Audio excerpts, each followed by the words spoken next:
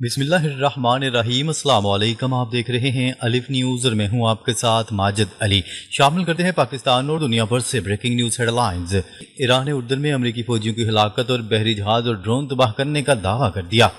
ایران نے ایک بڑا دعویٰ کرتے ہوئے کہا ہے کہ اس نے اردن میں امریکی فوجی اڈوں پر حملوں میں درجنوں امریکی فوجیوں کو ہلاک کیا ہے اور متعدد امریکی جنگی جہاز، ہیلی کاپٹر، نگرانی کے طیارے اور MQ-9 ڈرون تباہ کر دیے۔ ایرانی پاسداران انقلاب کے مطابق الزرق علاقے میں 20 ہینگرز کو بیلسٹک میزائلوں سے نشانہ بنایا گیا۔ ایران نے اردن کے لوگوں اور بعض فوجیوں کا شکریہ بھی ادا کیا جن سے ملنے والی انٹیلیجنس نے ان حملوں میں مدد کی۔ امریکہ نے ابھی تک ان دعووں کی تصدیق نہیں کی، البتہ عراق کے شمالی علاقے میں ایک امریکی فوجی کی ہلاکت کی تصدیق ہو چکی ہے۔ دوسری جانب امریکہ نے ایران پر لگاتار 9ویں رات بھی شدید بمباری کی۔ امریکی سینٹ کام کے مطابق فوجی command centre, air defence system, missile launch site اور بحری ٹھکانوں کو نشانہ بنایا گیا۔ ایران نے بھی جواب میں امریکی اڈوں پر میزائلیں داغیں۔ دوسری جانب ایران نے 2 امریکی تیل بردار ٹینکرز کو میزائلوں سے تباہ کر دیا۔ ان جہازوں نے خبردار کیے جانے کے باوجود خطرناک راستے سے گزرنے کی کوشش کی تھی۔ برطانیہ کی میری ٹائم ٹریڈ آپریشنز نے بھی ان حملوں کی تصدیق کر لی۔ خبر کے اگلے حصے میں بات کرتے ہیں امریکہ ایران جنگ، اردن اور کویت کیوں نشانہ بن رہے ہیں۔ امریکہ اور ایران کے درمیان جاری تناؤ اب ایک بڑے علاقائی بحران کی شکل اختیار کرتا جا رہا ہے۔ اردن اور کویت میں امریکی فوجی اڈوں پر ایرانی حملوں کے نتیجے میں حالات مزید بگڑ گئے ہیں۔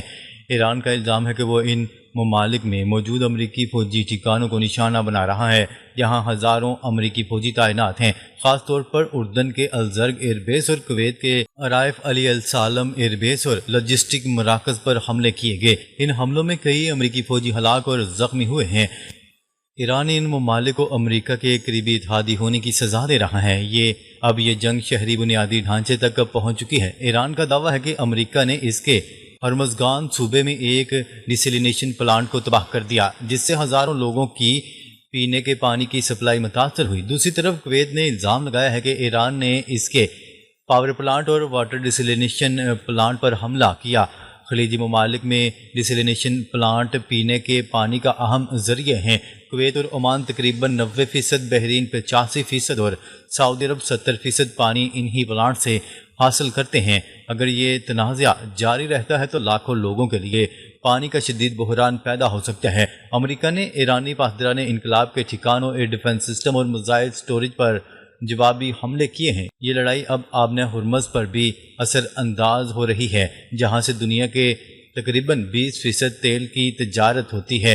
دیر انسا اردن میں ایرانی حملوں کے بعد جشن منانے والا ایک ویڈیو سوشل میڈیا پر وائرل ہو رہا ہے جسے ایرانی قونصل جنرل نے بھی شیئر کیا۔ یہ صورتحال نہ صرف فوجی بلکہ انسانی بحران پیدا کر رہی ہے۔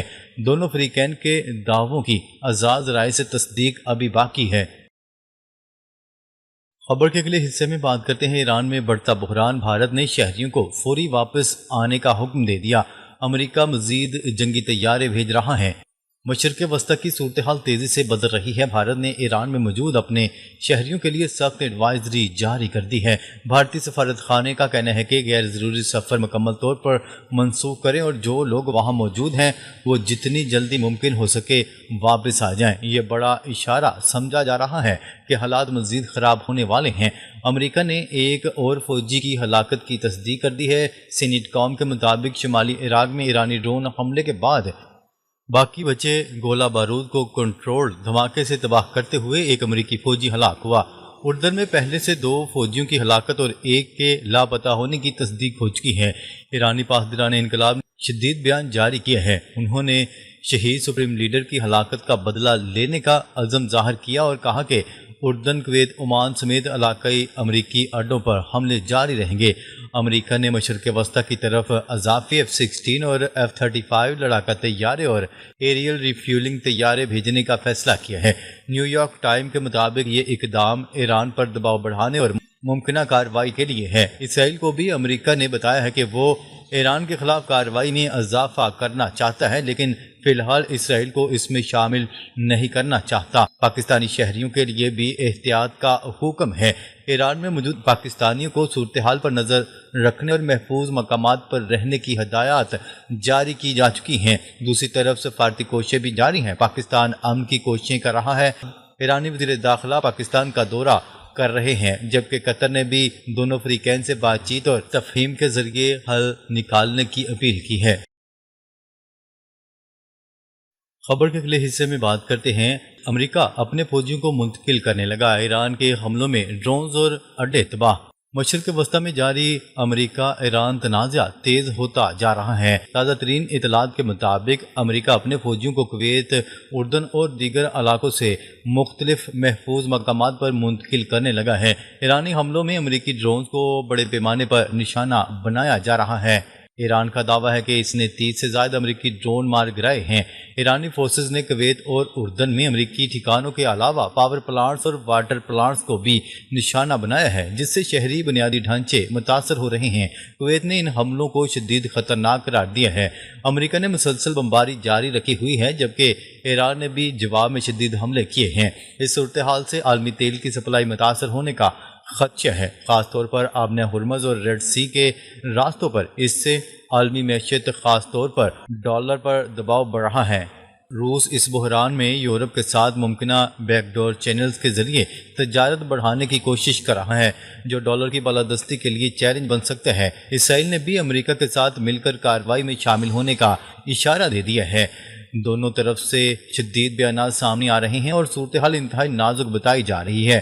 ماہرین کا کہنا ہے کہ اگر یہ تنازع طول پکڑتا ہے تو نہ صرف فوجی بلکہ معاشی اور انسانی بحران بھی گہرا ہو سکتا ہے۔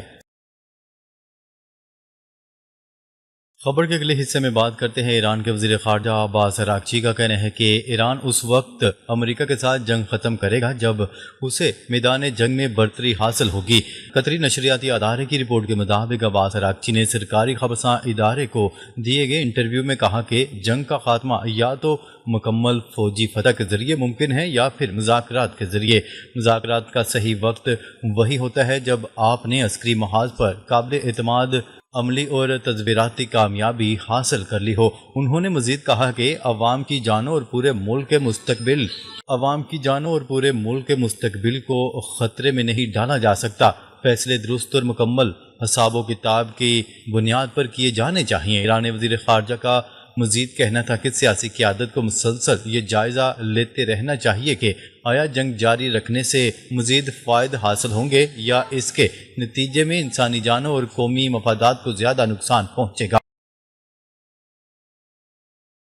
خبر کے اگلے حصے میں بات کرتے ہیں، ایران مفاہمتی یادداشت پر عمل کرے یا نہ کرے مجھے کوئی پرواہ نہیں، امریکی صدر ڈونلڈ ٹرمپ نے کہا ہے کہ ایران مفاہمتی یادداشت پر عمل کرے یا نہ کرے مجھے اس کی ذرا بھی پرواہ نہیں۔ قطری نشریاتی ادارے کے مطابق امریکی صدر نے امریکی cable news network news nation کو مختصر ٹیلی فونک انٹرویو دیا جب ان سے تہران کے اس اعلان کے بارے میں پوچھا گیا کہ وہ گزشتہ ماہ امریکہ اور ایران کے درمیان دستخط ہونے والی مفاہمتی یادداشت کی پابندی نہیں کرے گا، تو ڈونلڈ ٹرمپ نے کہا کہ مجھے اس کی کوئی پرواہ نہیں۔ ڈونلڈ ٹرمپ نے ایک بار پھر دہرایا کہ جنگ کا بنیادی مقصد ایران کو کبھی بھی جوہری ہتھیار حاصل نہ کرنے دینا ہے۔ امریکی پالیسی کا محور ایران کے جوہری پروگرام کو محدود رکھنا ہے اور واشنگٹن اس معاملے پر اپنے موقف سے پیچھے نہیں ہٹے گا۔ واضح رہے کہ امریکہ اور ایران کے درمیان گزشتہ ماہ جون کے وسط میں ایک مفاہمتی یادداشت پر اتفاق ہوا تھا، جس کا مقصد دونوں ممالک کے درمیان جاری